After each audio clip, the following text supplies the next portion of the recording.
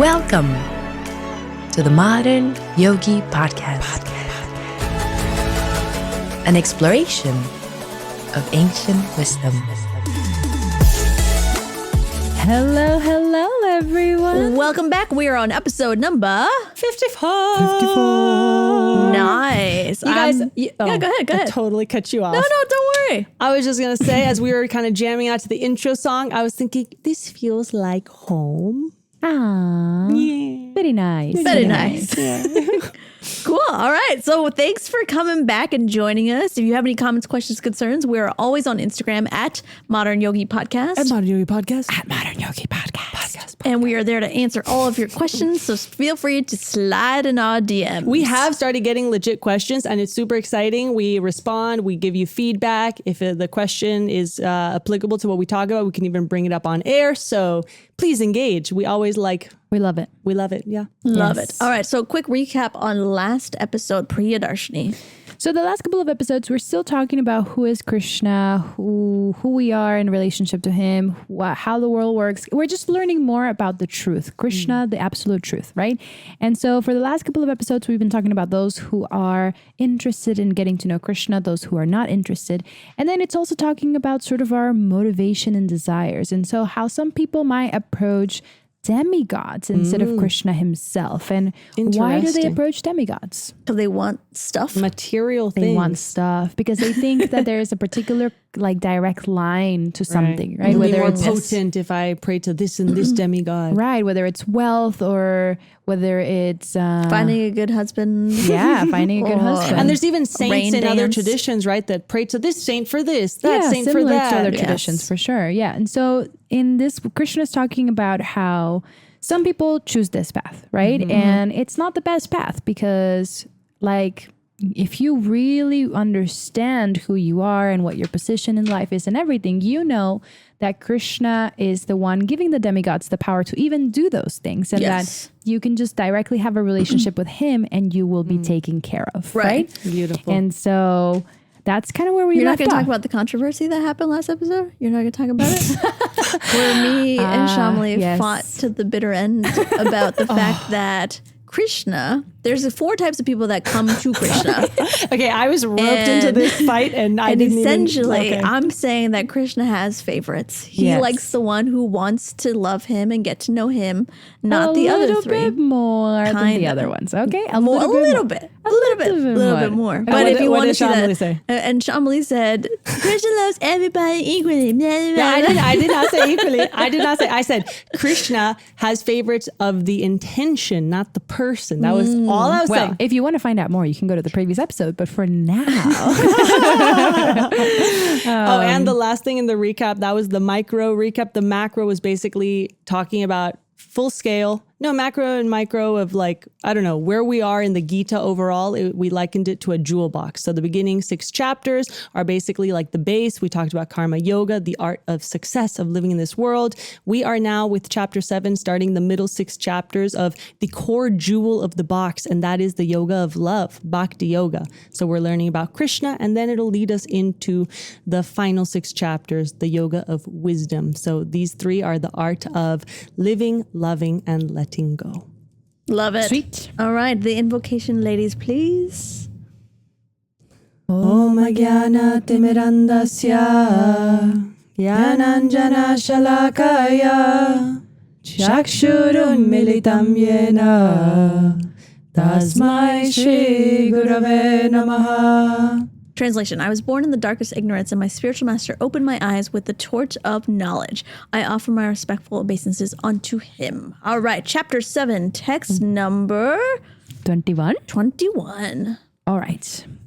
I am in everyone's heart as the supersoul.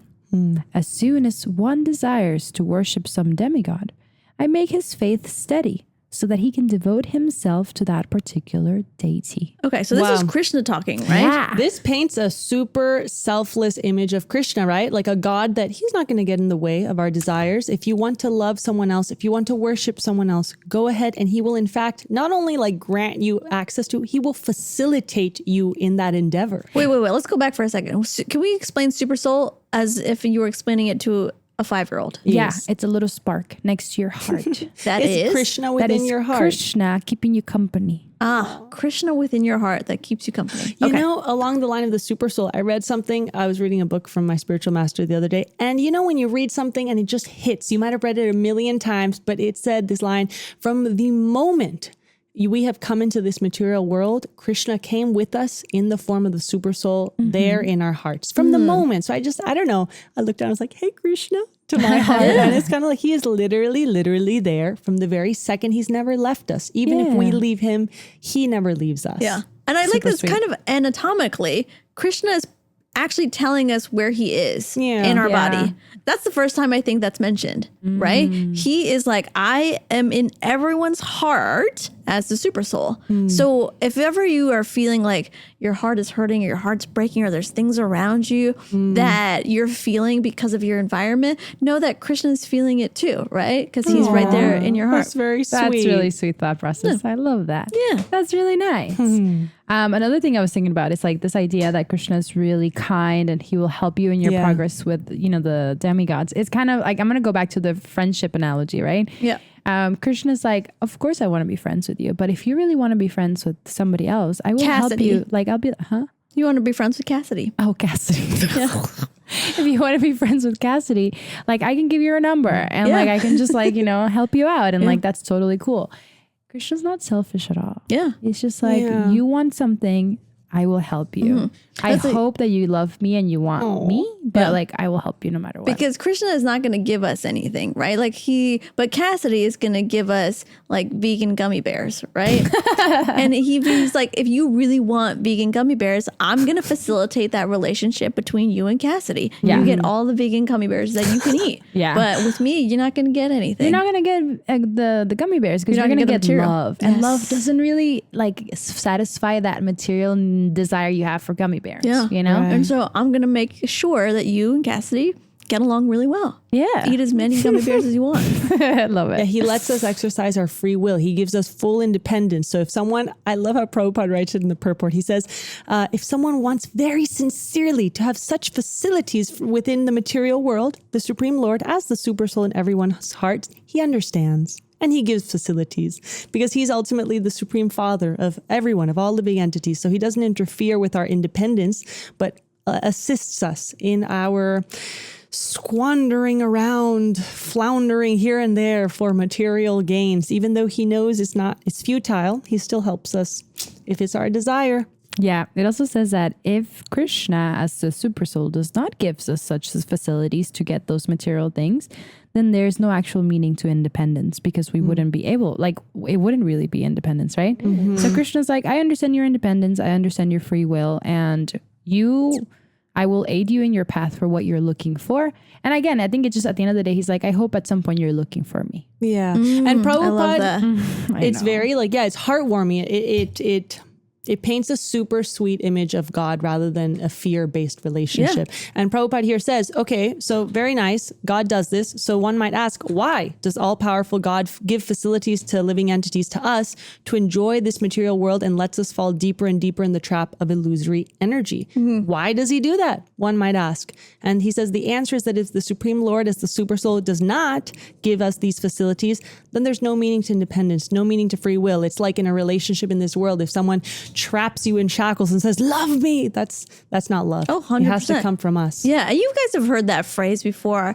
It's like, if you love something, if you truly love something, you let it go. And if it comes back, it was always yours. If it wasn't, it was never meant to be. And it's kind of the same thing here, right? Like if he does want to make, he wants us to love him, but without strings attached, without this forceful nature. Like he's not sitting on a throne with a trident going, 3, 5, 4, 5, love me. You know what I mean? Like is that what you do with your lovers? That's not the example I was doing. Okay, but anyways, but like, you know what I mean? Like he's not like, I'm gonna force you to love me. If you love something else, like I'm gonna let you go and I'm gonna let you have that. Like I'm not gonna force that love onto you. And even cooler in some ways, it's like he is the one that's arranging through the demigods for you to have those desires fulfilled. Right. And so like he's actually facilitating that even further. Not just like, hey, let me give you her number, but actually like I bought her those gummy bears. Right. Oh wow! You know Way what I mean? to work on that analogy. Like I went to the bulk store. I bought all of those gummy bears. I gave it to her, and she's sharing with you. She's sharing with and you, and that's okay with me. You don't even have to know that I did that. Like it's okay. You want those things, it's fine. Like if you know.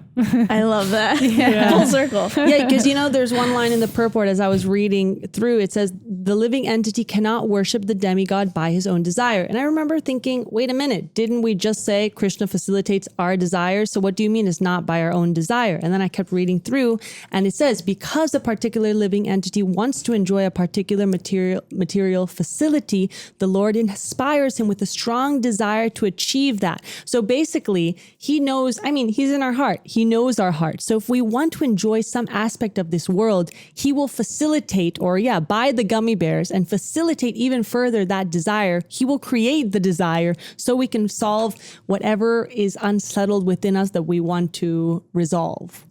Would he create the desire? Well, here it says, because a particular living entity wants to enjoy a particular material facility, the Lord inspires him. Okay, inspires rather than creates.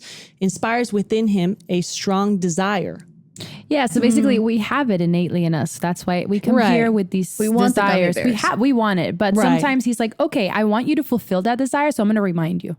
Right. Because interesting. Okay, right? Like he's going to be like, oh, are you hungry? And then the person's going to be like, oh, I want those gummy bears. Right. He's not going to create something that's not already there. So like you said, if that already exists within us, he's just going to, it's kind of like, achieving Krishna is not a cheap experience. So it's like along the path, do you really want Krishna, or are you going to get deviated by the first flash of shiny objects?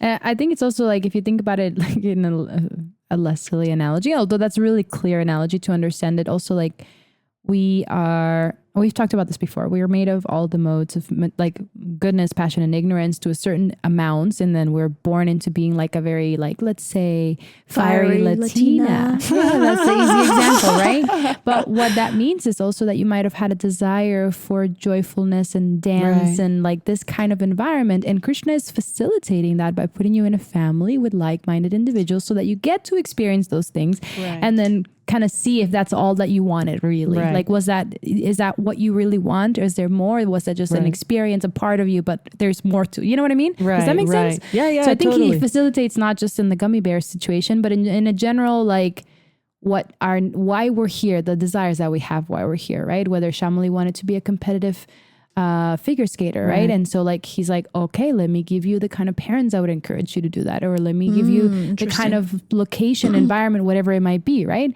And so I think that's another way to see this. I think when you turn everything to devotional life, you can see how he's also facilitating that, because like, on the flip side, then like for all of us, we're here doing a podcast talking about Krishna consciousness. I bet we can look back and connect the dots to see how it led us there. When you said ice skating, it just, that thought flashed in my head of like, now I look back and see all the things I gained in ice skating that can I apply now, and then even beyond ice skating, teaching. So like, if I want my life goal to be to talk about these things, I can look back and see how Krishna placed me strategically in different situations that I went like gathering different tools that I can now apply moving forward. So Krishna is so integral in every single aspect and arrangement of your life.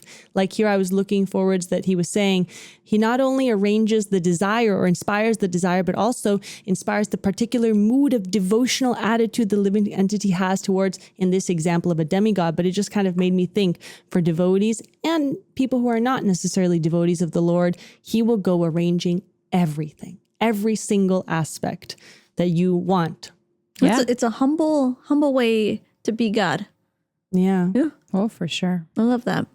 All right. Anything else before we move on to text number 22? Shama-san Gita, take it away. All right. Endowed with such faith, he endeavors to worship a particular demigod and obtains his desires. But in actuality, these benefits are bestowed by me alone. Oh my God. He did buy the bulk bag of vegan gummy bears. He gave it to Goddess Cassidy, right? And then now Cassidy. Maybe she's a real goddess. Anyways, he gave it to Goddess Cassidy. And then literally like that's where we're getting our desires filled. Wow. Interesting. It's kind of like the puppet master at the top, right? Like he knows what we want. He's giving us this relationship to fulfill because, you know, he needs us to get this out of the way before we actually turn to him, because he wants us to realize that, hey, the gummy bears aren't going to bring you everlasting happiness. Yeah, it's just a temporary thing, right? Yeah. And so it's also really cool here in the purport it says, but the pure devotee, right? When in need of something, prays only to the Supreme Lord. Asking for material benefit, however, is not a sign of a pure devotee. So we know that like a pure devotee is only. You gotta say, I gotta stop doing that. That's too funny. But yeah, so we just pray to Krishna because we understand that he's the boss. Right. That he's the ultimate goal, that material things are not going to satisfy our needs. Obviously, for someone who's suffering, right? Because we talked about the different people that approach Krishna. It makes sense that that's how you approach, because when you're suffering, you just don't want to suffer anymore. Yeah, whether it's pain, whether it's anything. poverty, whether it's whatever it might be. Yeah. You're first, and that's not a bad thing, right? Because we got to talk about that. Like that's just where you come in and that's where you're at. But if some of your basic needs are already met, if you already have more of a capacity to explore who you are and what your relationship is, then maybe we stop asking for the material things and we start asking, hey, engage me in service, give me people that are like-minded who I can be around so that I can be inspired. We ask for a different kind of thing, right? Yeah. And so I think it's just understanding where we're at and what we can do to keep going forward. Yeah, and I think there's sometimes those needs are fulfilled and it strengthens our bond back to Krishna. Like for instance, like say someone in your family got sick, and this happened like a really long time ago when I was a kid, but like my family started praying to this god of Ayurveda. I think it's Dhanvantari, right? Yeah. And so like I think that really brought our family together to pray to that particular god. And then when that person got better, I think it also helped our faith in Krishna as well. I think when you know the channel of where it's all coming from, it also deepens your faith, right? Yeah. And so, I mean, life is hard and there are demigods that can help with really difficult things. And so it's not the worst thing in the world, but we just have to remember that where all that comes from is Krishna. Right. The source is Krishna. That could be your point of connection or someone's point of connection, but it's important to look further, right? Right. So you can start by saying, oh, Ganesh, please help me find a parking spot. And then eventually you're like, okay, I don't need to be, like it just, or asking for someone for a family member to not be sick anymore, whatever it might be, right? That might be how you develop that deeper connection to wanting to know who these demigods are and then who Krishna is and all of that. You know, I was about to say something from the purport, but Shama, when you brought up that story, it reminded me of just a small little thing. I might have said it before that when my dad he was on a hike in the mountains. He does like extreme backpacking, biking. He's like in his 60s, crazy Argentine man. Anyway, he said all of a sudden this like super strong, he got caught, him and his other hiking buddy, they got caught and they're on this mountain that like, it's more like a cliff, a steep cliff. They're on the top where either side you look and it drops. So it's dangerous. And all of a sudden this strong wind comes that totally like starts blowing dust. They got caught in a windstorm. I don't know how you call them. And dust was surrounding them. They couldn't see their hand, if they held their hand in front of them, with how much the dust was flying everywhere. And he said there was a moment where he literally thought they might die because if they took a wrong step, they would fall onto either side of the cliff they were on. Wow. And he said that in that moment, Vayu, the god of the wind, he said that he shouted out, please Vayu, or maybe internally in his heart, I don't know, but he prayed to Vayu, please Vayu, help us stop the wind. And he said the millisecond he prayed that, the wind totally stopped enough like for them to see a little a plateau that they both rushed to and held on to the rock there. Wow. And I got goosebumps. Wow. Yeah. So I love, Shama, how you connect that to like, my dad is a very loyal devotee of Krishna, but as long as you know the source, like Vayu is a devotee of Krishna. So if it's Krishna's will to help you live, okay, you can pray and then see what Krishna will arrange. So my dad prayed for that moment for Vayu to help him with the wind, and it stopped and his life was saved. It doesn't mean beautiful story. Yeah. It doesn't mean he'll start praying to Vayu all the time, but it's nice when you can see the connection at least. Yeah. And I think in this particular sense, if I'm reading it correctly, we're talking more so about like full on worship of demigods. Yeah, we're totally. talking about like every day. every day. I have like deities of these demigods, and they're my main. Every day you're like, oh, Laxmi, please bring me fortune. Right. Oh, Saraswati, I need to, goddess, I need to pass this exam. I need to pass this next exam. Right. I actually did pray a lot to Saraswati goddess growing up as a kid, just going through school and whatnot, because we had a deity of her at home. Yeah. And so I was like, I have a test today.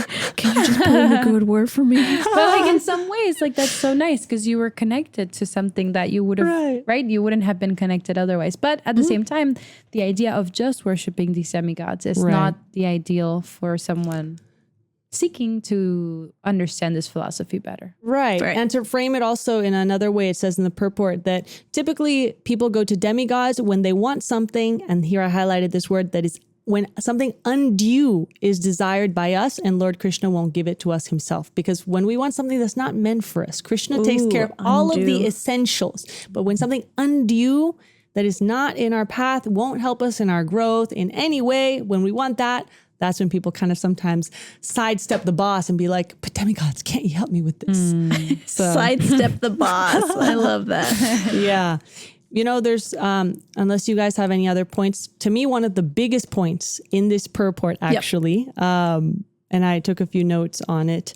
It says, okay, for the living entity who desires to return to the Lord, material desires are impediments. So the Lord, therefore, might not award the material benefits desired by us. So it made me think of the saying, when Krishna really cares, he might take everything away so we don't get distracted, because we need to ultimately get rid of our material desires before returning to our eternal home. And also, nothing belongs to us. So even our bodies, we have to learn that I'm just almost like renting this out to engage myself in service. So until we learn that he'll place different situations, different people, until we learn that nothing belongs to us. You know what I mean? You know what's so real is that there are families in South India that won't put deities of Krishna in their home temple. They won't.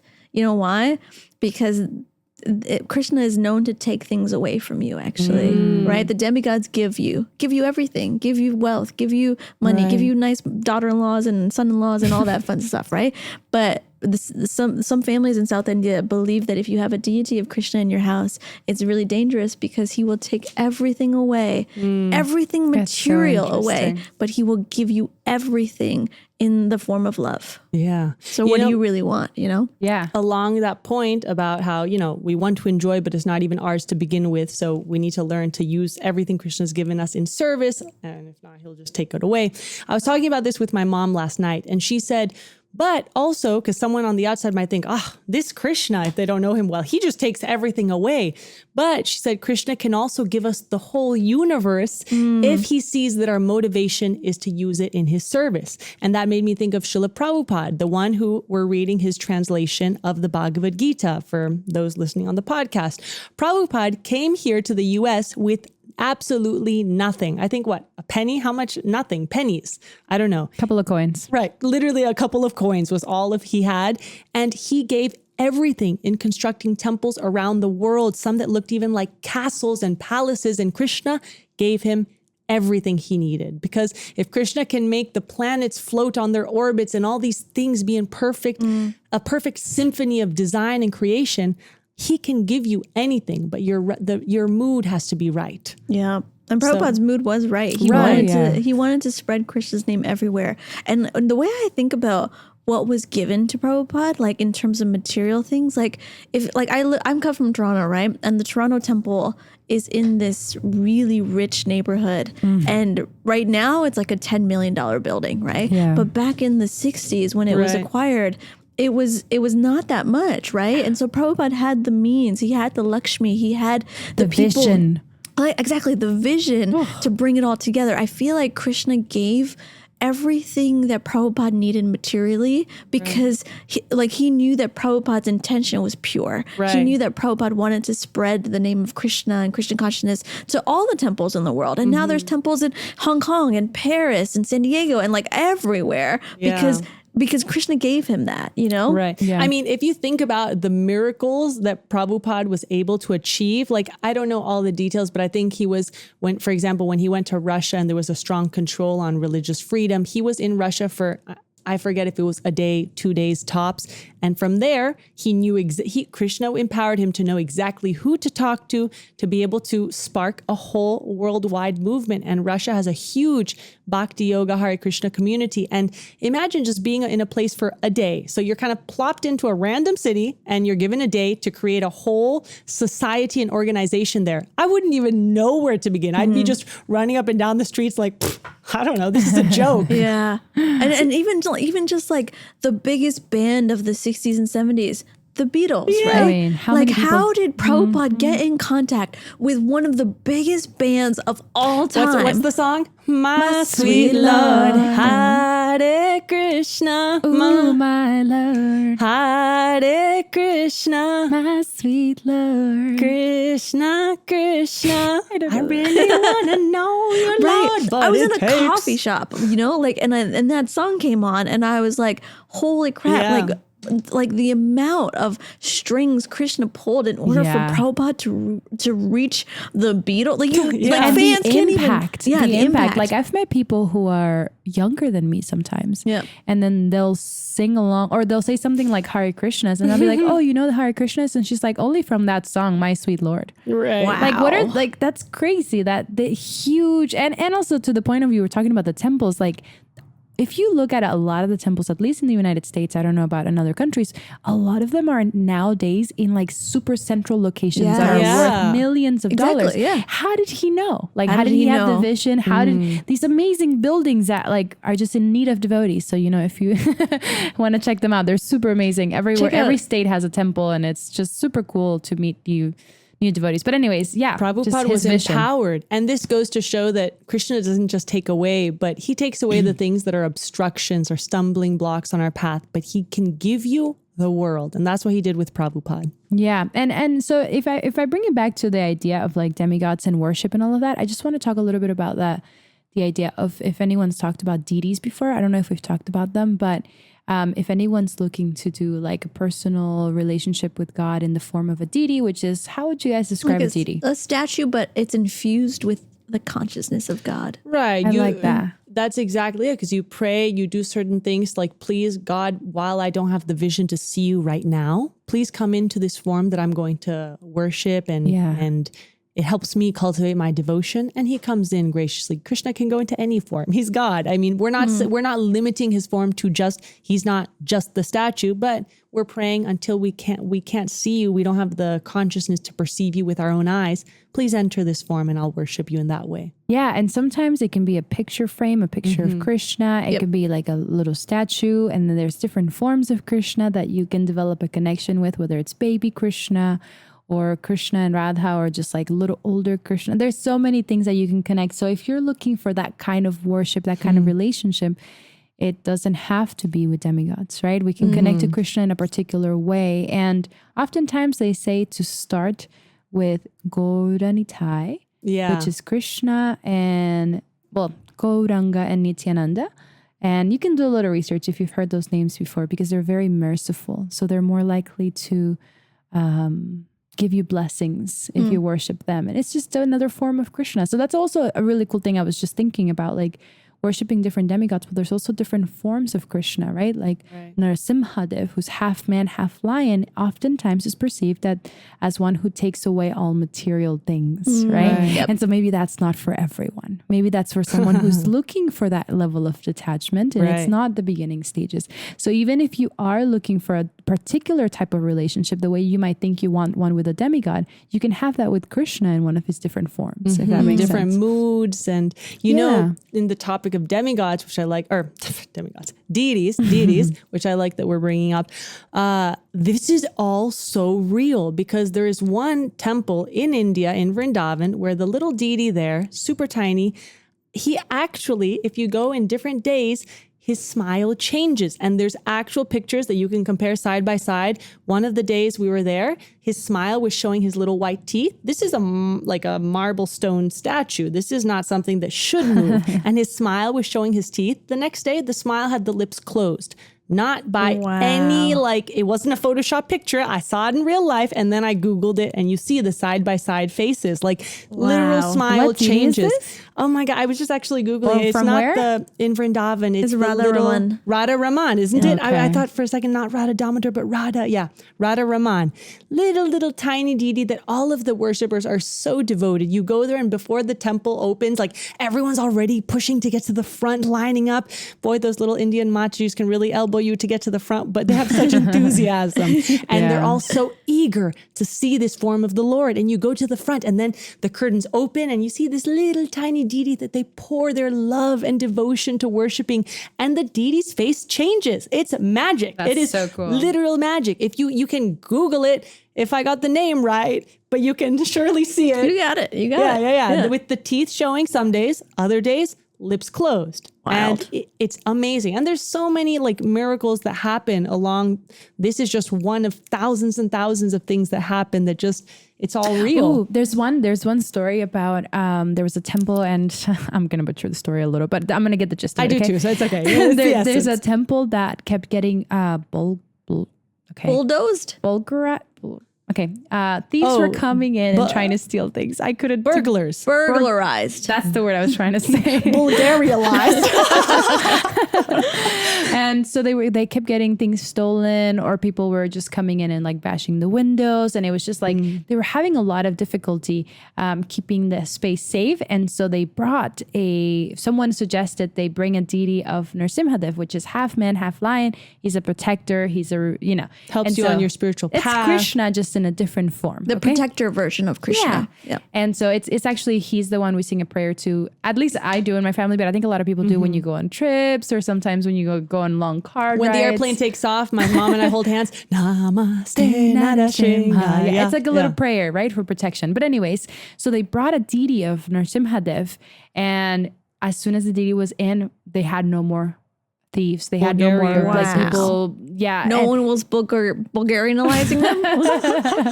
No more thieves. I mean, I wonder if the deity itself scared them a little, because it is a lion. Yeah. But also just Krishna protecting the devotees. And so love there's that. all these stories about different forms of Krishna and how Yeah.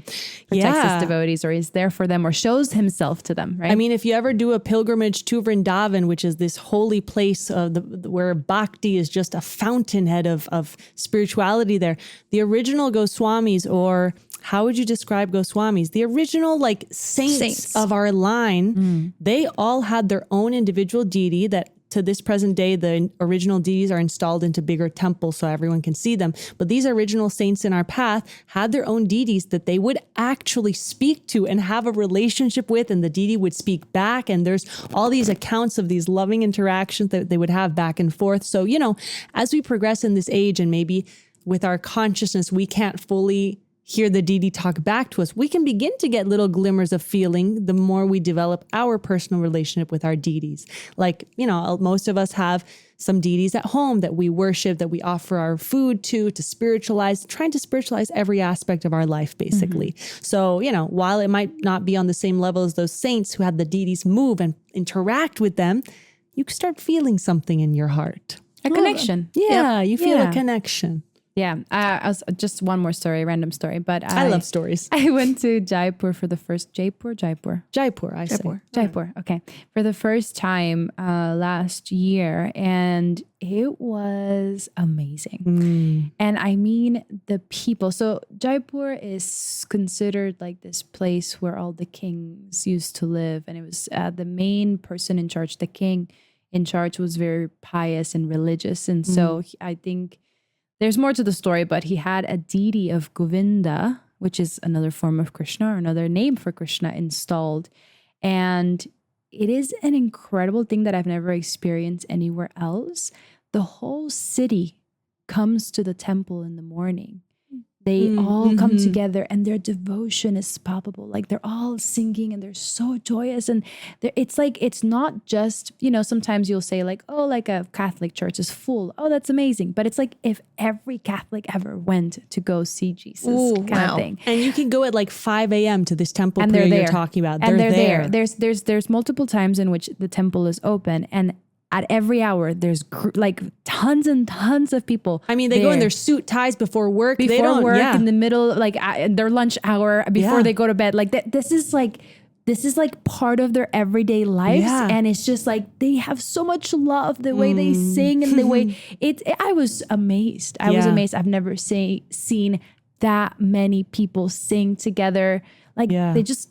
So all the townspeople go to this one place? Yeah. That's wild. I love that you bring that up because that Nice. also Super cool. highlights you make the time, you know. So often we're lucky if we get up at 8 a.m. to chant our rounds on the drive to work. I don't know. But these people literally just pour their hearts into their devotional life and make the time. They go there in their work attire, swinging by before work to greet the deities. That's how they start their day. That's how they end their day. And it's all sprinkled in between. Yeah. You know, actually, I grew up in a kind of temple that was similar. Like people had a full-time 40-hour job and they would come at 4 a.m. Beautiful. This is in Houston? In Houston, yeah. Wow. I saw a lot of that and it almost made me think like, okay, so people can do everything. Yeah. Like it's possible to do everything. Like, and it just seems still very unachievable to think of it, but they would come.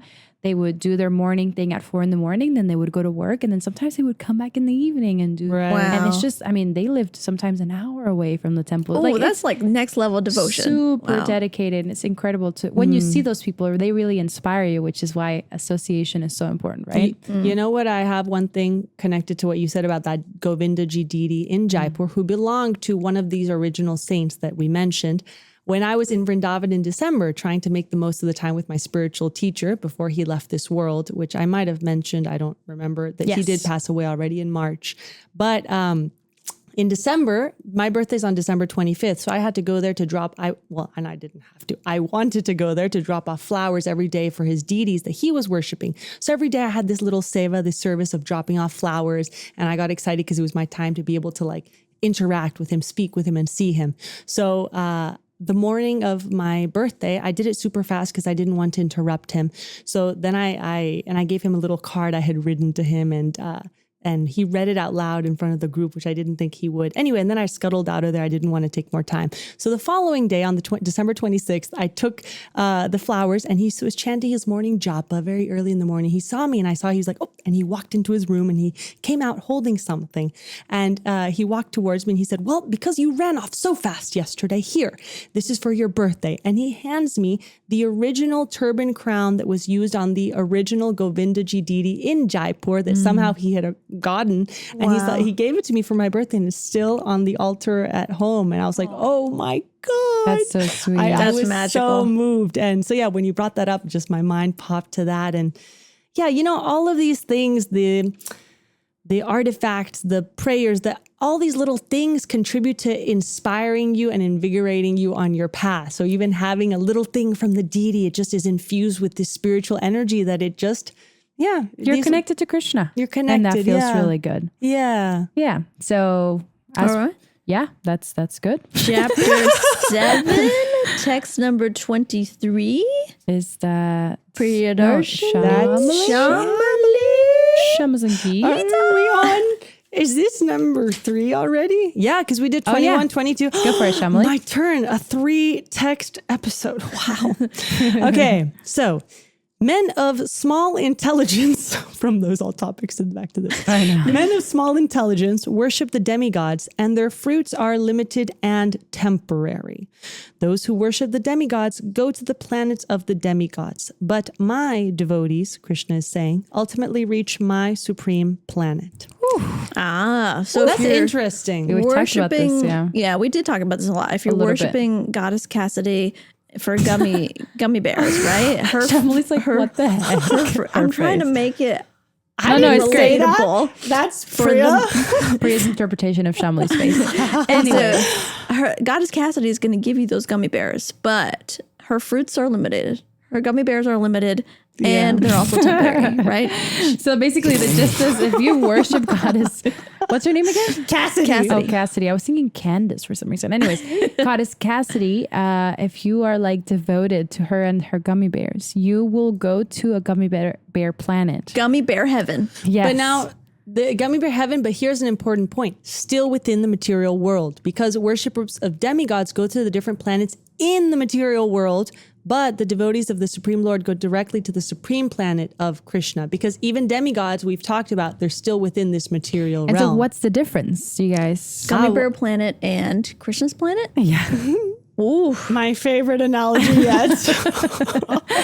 The difference is that in the gummy bear planet, we are still having to take birth. Mm-hmm. We're still having to come back to Earth and have disease, old age, and all these things high that we cholesterol. don't want. Whereas we go back to Godhead, we don't have to worry about high cholesterol. It's just maybe a higher planetary system. Like, okay, lifespan might be longer. Things are more enjoyable. There's a but lot of gummy bears everywhere. There's a lot, yeah. You can still get diabetes in the gummy bear planet. You don't. But then once you leave Gummy Bear Planet, you don't get it because it's like supposed to be enjoying. Like you enjoy in this planet. But once that like karma is done and you fulfill that, then you come back to Earth. Does that make sense? Yeah, and so it's an interesting point. It's not that just everyone, regardless of what demigod is worshipped, we're all going to go back to the supreme eternal realm. No. It's a very interesting, the concept of different destinations. So depending on who you worship, you're going to go to that destination. Yeah. Like even if you worship like Buddha, Allah, like other, wait. No, I'm saying it wrong. I'm not talking about. You're talking about demigods? I'm talking about demigods. Help me out. Saraswati, Ganesha, But even Laxmi, from other, I guess like saints even. Like I was trying to. Allah. Yeah. Allah. Okay, I don't want to We get the gist of what we're saying. So different demigods and saints are demigods, right? Yes, Like yes. if you worship them, you would go to a planet in which they are Right. the main head, they're worship, they're that. And then you kind of live that cycle, like however much you accrued, you live that karma there. And then you kind of come back to the material world for another chance to understand more about Krishna. And I love how Prabhupada is really playing devil's advocate in so many purports, because he says, here the point might be raised that, okay, if demigods are different parts of the body of the Supreme Lord, so to speak, then shouldn't the same end be achieved by all of them, regardless By worshiping them? Right, regardless of who we worship. And the answer is no. They don't, because we don't know, for example, what part of the body food must be supplied to. So some might claim that there are so many parts and so many ways to supply food. But Prabhupada says, can anyone supply food to the body through the ears or the eyes? No, is the answer to that rhetorical question. I'm paraphrasing. Does it make sense how I was paraphrasing? Kind of to say that. No. Yeah, it's not that we can, because we The need ultimate goal is to eat with your mouth. Right, because we need to nourish the soul. So the only one that will really nourish the soul is Krishna. All of the rest stay within the scope of the material world. So in our It might lack be of a fun knowledge, experience, but it's Right. not the end goal. right? So in our lack of knowledge, we might believe that each and every demigod is a separate god and competitor of the Lord. But remember, bhakti is a path where we believe in there's one God. The demigods are not at the same level of this one God. So not all demigods are parts of the Supreme Lord, but not only are the demigods parts of the Supreme Lord, but so are us ordinary living entities. We're all just part of Krishna. Did you know that demigods are not, I don't know how to say this correctly, that they don't live forever? What? Literally, Priya, I was reading that part of the. We're on cue. Nice. Say I what? actually you reading didn't. that? No. No. Okay. With exactly what you're saying, it says the results achieved by the. Wait. Let me say Okay, it, and then you say say it correctly. Okay, because I was just thinking about this. Right. Wow, So- you are on point. Thank you. Go ahead. Thank you very much. It's Krishna speaking. Krishna, It's not me. It's not me at all. Anyway, so did you know like Brahma, he dies and then a new Brahma comes. It's not the same Brahma. Or like Shiva. Like these are also bodies. These are like transient souls coming to these body? These are bodies. These are bodies. There's bodies also. These are bodies. No, these are bodies, and a soul comes and goes in there, and then it leaves, and then another soul comes in there. That's so wild. There's been millions of Brahmas and millions of Shivas and millions of other demigods. They're not the same exact person. I did not know that. It's That's like a fascinating. role. It's like being Brahma or like being Like Shiva. cast in a play. Yeah. For only a limited time on Broadway. or like a job position, like okay. CEO or whatever, Right. or administrator or whatever. Like you get hired, you work there for many years, and then somebody else comes along. Right. Isn't that crazy? No, so That's wild. Exactly in line with what you're saying. Prabhupada said the results achieved by the demigods' benedictions or by whatever they give you are perishable, because within this material world, the planets, the demigods, and their worshippers are all perishable. So that's exactly what you're saying. But because the pure devotee engaged in Krishna consciousness and devotional service to the supreme ultimate Lord, there only we achieve eternal bliss existence that is full of knowledge, because our achievements are those within the realm of the eternal. Fascinating. Super cool. Fascinating episode. Anything else to mention before we wrap up this episode? I think we got it. I think Shamali, we got- anything? No. I think we're good. All right, All we will right. start the next episode, Chapter 7, text number 24. Thank you so much for listening, everybody. See you next time. Bye.